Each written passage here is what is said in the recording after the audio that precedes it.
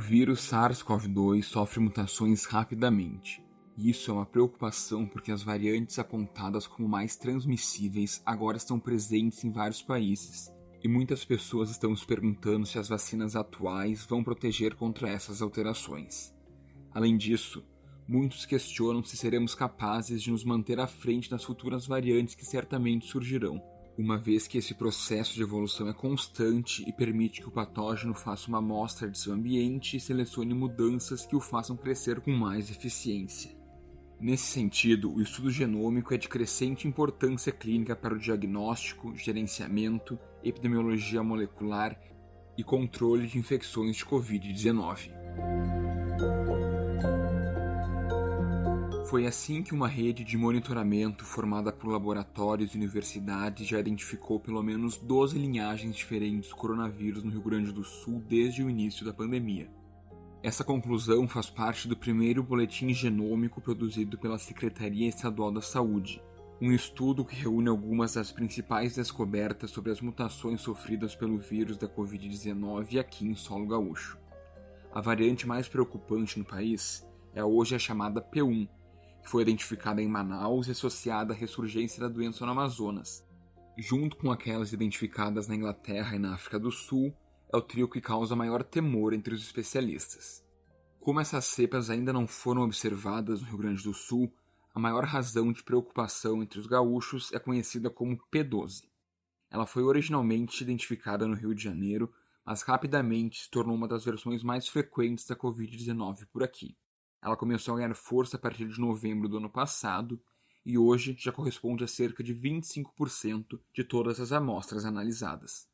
Em um outro estudo, cujo material genético foi coletado pelo Laboratório de Microbiologia Molecular da Universidade Fevale, foi possível a caracterização de linhagens diferentes que estão circulando no Rio Grande do Sul, sendo uma nova, a princípio denominada VOI-NP13L. Também foram encontrados 2 casos de co-infecção, ou seja, uma infecção simultânea por vírus com genomas distintos em um mesmo indivíduo. E é sobre as linhagens em circulação em território gaúcho que vamos falar no Direto ao Ponto desta sexta-feira, dia 5 de fevereiro de 2021. Eu sou Eric Halp, bem-vindos!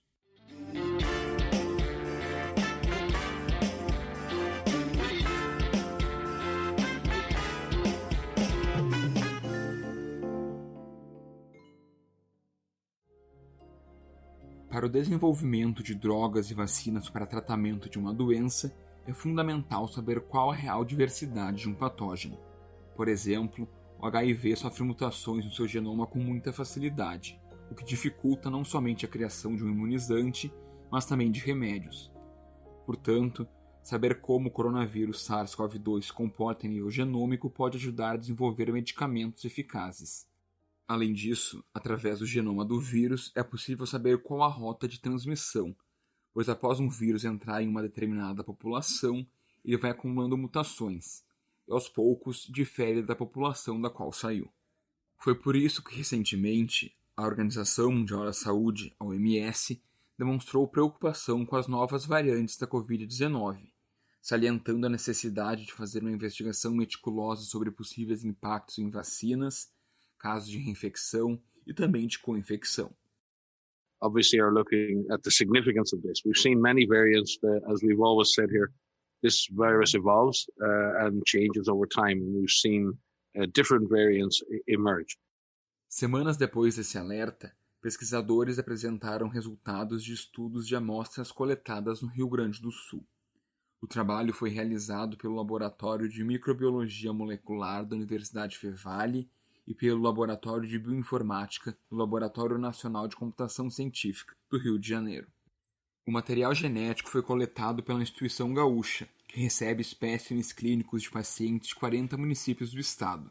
Para esses estudos, foram selecionadas 92 amostras de pacientes com faixa etária entre 14 e 80 anos, sendo 50% homens e 50% mulheres.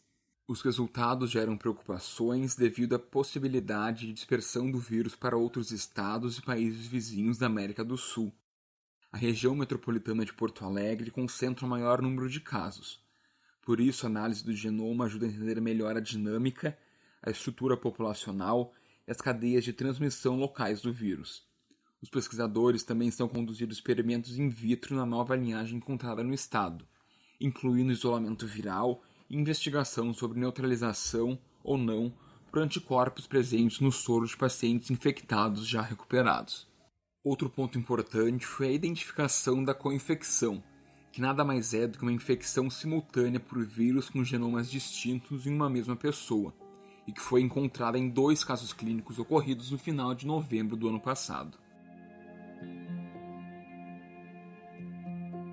E para falar sobre o panorama genômico no Rio Grande do Sul, eu recebo o virologista e professor da Fevale, Fernando Spilk, que coordena a rede coronaômica do Ministério da Saúde, Tecnologias e Inovações, que está dedicada a rastrear mutações do coronavírus pelo Brasil.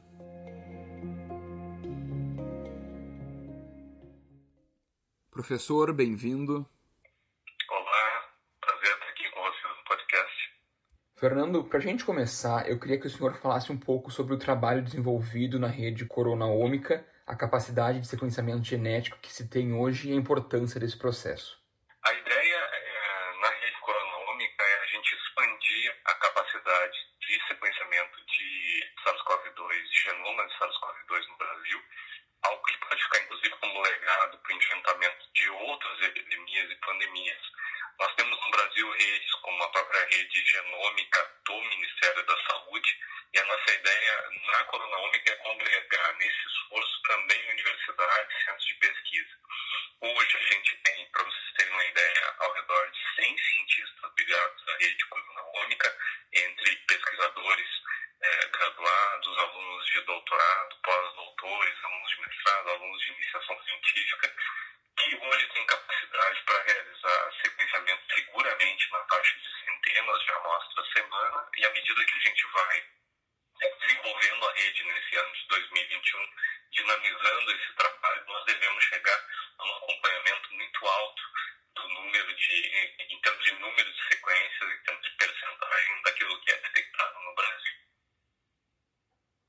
Perfeito. Professor, as análises genéticas de vocês demonstraram que uma nova linhagem do coronavírus, identificada inicialmente no Rio de Janeiro e batizada como a P2, vem se tornando predominante aqui no Rio Grande do Sul. Para o nosso ouvinte ter um pouquinho mais de conhecimento, quais são as mutações dessa variante e como ela se compara, por exemplo, à variante de Manaus, que tem ganhado bastante atenção internacional? Várias dessas novas linhagens ou variantes do SARS-CoV-2 têm ganhado muita atenção porque elas têm mutações que nós chamamos mutações que são convergentes, ou seja, linhagens com diferentes trajetos evolutivos apresentando as mesmas mutações. Então, por exemplo, uma mutação relativamente constante nessas novas variantes é a mutação que nós chamamos de E484K. Isso se refere à posição da proteína spike ou proteína de espícula, uma proteína que é muito importante no ciclo de replicação geral da interação do vírus com a célula e também um importante alvo do sistema imune. E essa variante P2, assim como a variante de Manaus, também a variante sul-africana, apresentam, independente de não estarem diretamente relacionadas, esta mesma mutação. Ontem também foi descrito que a própria variante inglesa, que antes não tinha essa mutação, a variante B1.1.7, agora os vírus mais novos detectados dentro dessa variante já tem também essa mutação E484K. O que confere essa mutação ao vírus? Isso é algo que nós ainda estamos investigando efetivamente para cada uma das variantes, tem que ser repetido, porque essa não é a única mutação, mas essa mutação parece estar associada a 2 fenômenos. Uma transmissibilidade relativamente mais alta, então um fenômeno que nós estamos enxergando, essa variante se tornou majoritária no Rio Grande do Sul e em outros locais, ela se disseminou muito para o Brasil, a variante P2 do Rio de Janeiro. E outra coisa que também é tema de discussão é que essas variantes com esta mutação teriam a capacidade de escapar parcialmente de anticorpos formados contra outras linhagens anteriores. Mas isso são temas que nós estamos efetivamente investigando com ensaios complementares de laboratório.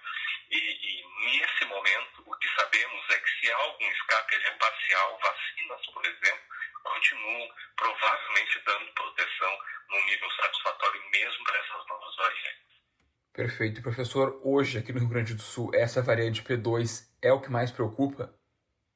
Para que vocês tenham uma ideia, ao longo de todo o tempo, todas as sequências que foram feitas, tanto pela nossa rede coronalômica aqui no laboratório, na Universidade Fevale, quanto trabalhos que nós desenvolvemos em parceria dentro da rede com o Laboratório Nacional de Computação Científica, pelo lado da rede integrada pelo Ministério da Saúde, amostras do LACEN, do Estado do Rio Grande do Sul, Laboratório Central, tudo que nós vimos até agora, de todas as amostras, mais de 200 amostras sequenciadas, em torno de 25% das amostras ao longo de todo esse tempo são da variante P2. E mais recentemente, e particularmente aqui no nosso trabalho, mais de 50% das amostras já são dessa variante. Ela tem se espalhado muito no Rio Grande do Sul, não tem sido diferente. Tem ocupado o nicho de outras variantes que circularam, outras linhagens que circulavam por aqui anteriormente.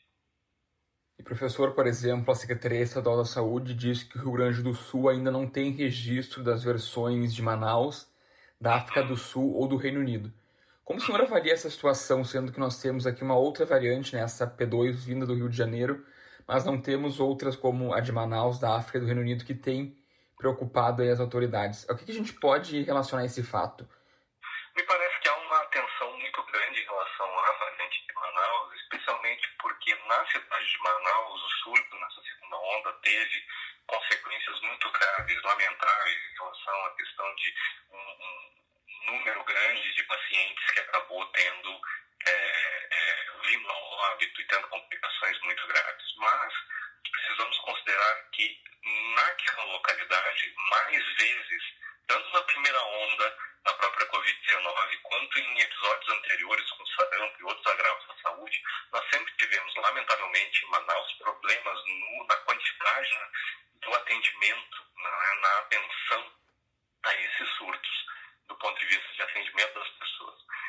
Outra coisa que há que se considerar também é que mesmo com um número crescente de casos, em virtude de manifestações populares, o governo de Manaus acabou abrindo novamente atividades que levavam à aglomeração.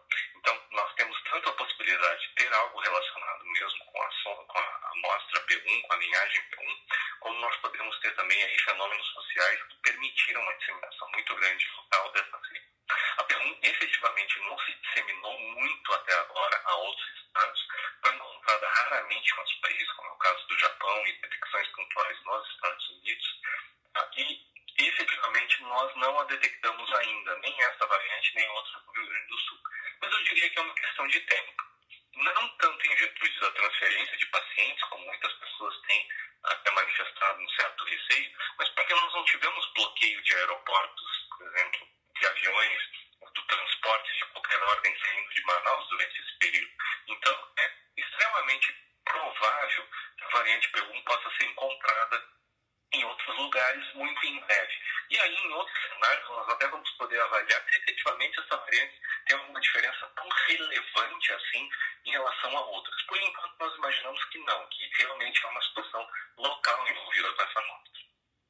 Perfeito. Professor, voltando então a P2, quando a gente fala nela, onde a gente pode encontrá-la, principalmente aqui no Rio Grande do Sul? Ela já está disseminada de forma geral ou existe algum ponto específico onde ela está concentrada?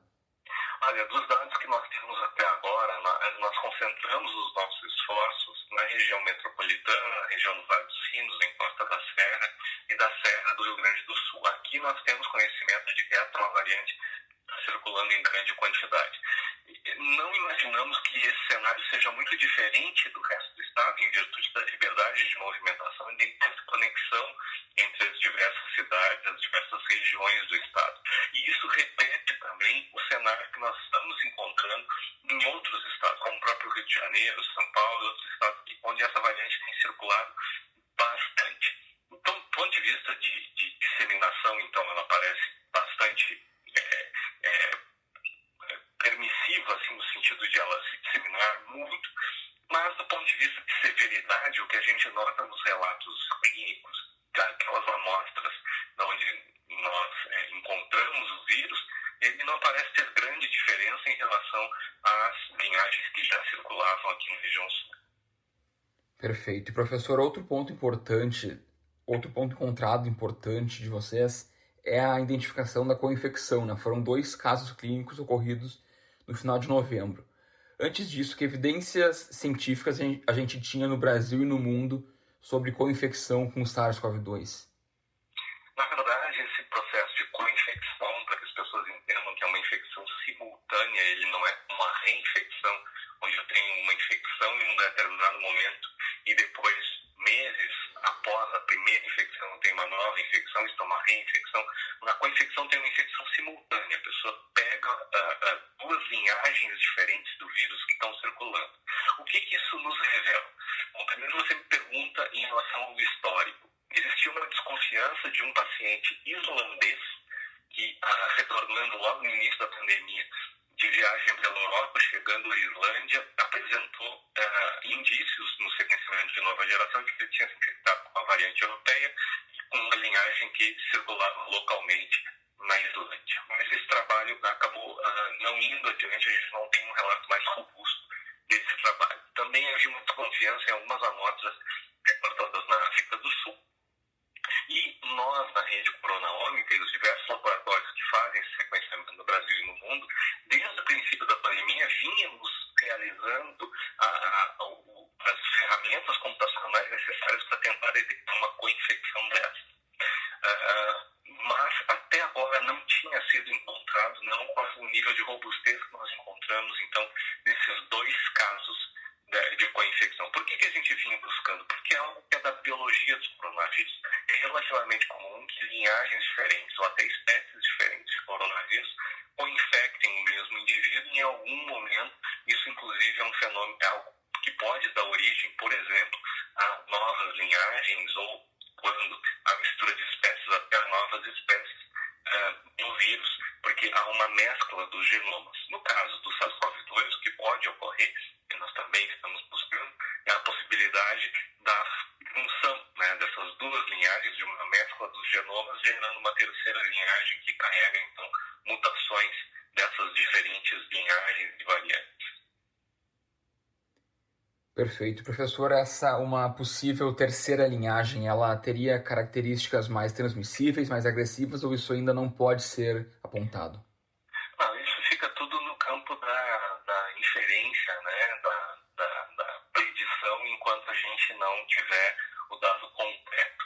A verdade é que essa seria uma via, essa via da recombinação, como nós chamamos, da junção de 2 linhagens, seria uma via de o vírus dar, digamos assim, um avanço na sua evolução um pouco mais rápido que o processo unitário de mutação, né, de mutações ao longo do genoma, em um único genoma. Ele poderia, então, juntar as vantagens evolutivas de 2 linhagens e, quem sabe, por exemplo, se tornar mais transmissível. Nada que vá ser, digamos assim, muito diferente daquilo que estamos acompanhando, mas seria, digamos, uma aceleração no processo evolutivo do SARS-CoV-2.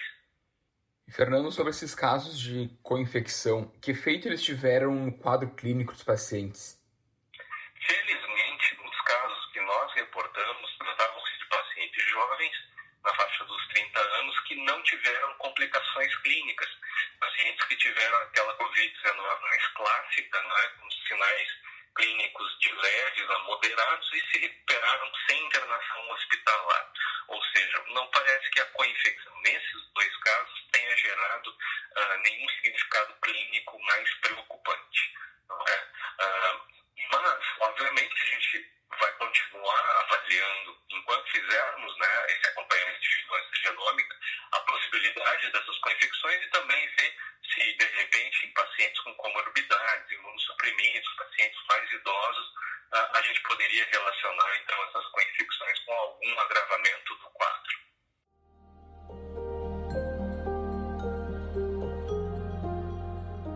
O Direto ao Ponto de hoje fica por aqui. Eu sou Eric Halp e a edição é de Aleph Alencar. Até a próxima. Tchau, tchau.